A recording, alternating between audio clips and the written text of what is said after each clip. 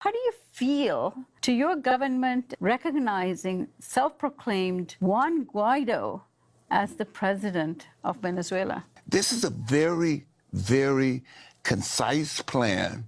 The humanitarian aid, quote unquote, that's provided. Now what you've done is you've taken the billions of dollars that rightfully belong to the Venezuelan people, and what you've done is you've taken those billions of dollars, you place sanctions on it. They can't use their own money, their own resources, and then you come with as like this knight in shining armor to save them and everything, with a few $1 million of quote unquote humanitarian aid, which we don't know where that money goes to. And I think that's the point about whether we could argue about Maduro, what he did, what he didn't do.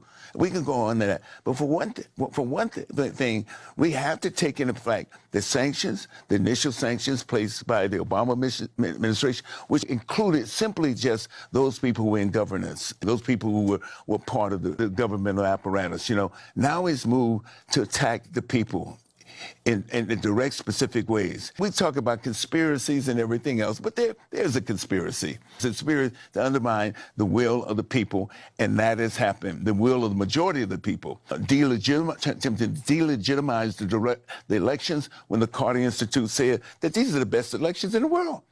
The danger that we have now, and the danger that we see, is a full-scale conflict which will decimate the gains that were made by this action called the Bolivarian Revolution over the last 20 years. We see this in Venezuela, especially because the ideas came out of Venezuela. The sample size of building 2 million homes, of training doctors, of having doctors service communities, the barrios and other communities that had been disenfranchised and not served, all that was doable in a way to eradicate literacy. All this was doable in a sense.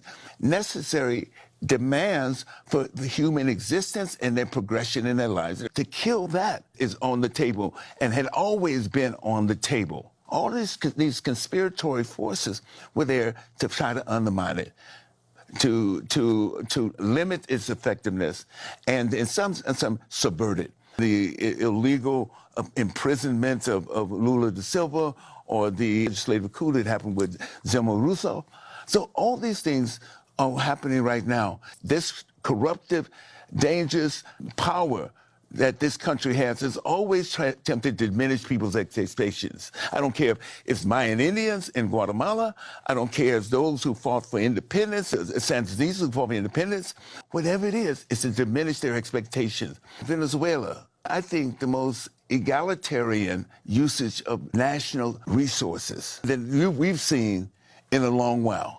When a country attempts to become self-sufficient in its own way, and thereby its self-sufficiency allows them to place demands on themselves, turning those resources into places where they benefited people and everything else, it's a dangerous precedent. The multinational corporations rule the world. They dictate policy. They can create a currency crisis that destabilizes the economies anywhere they want to do this.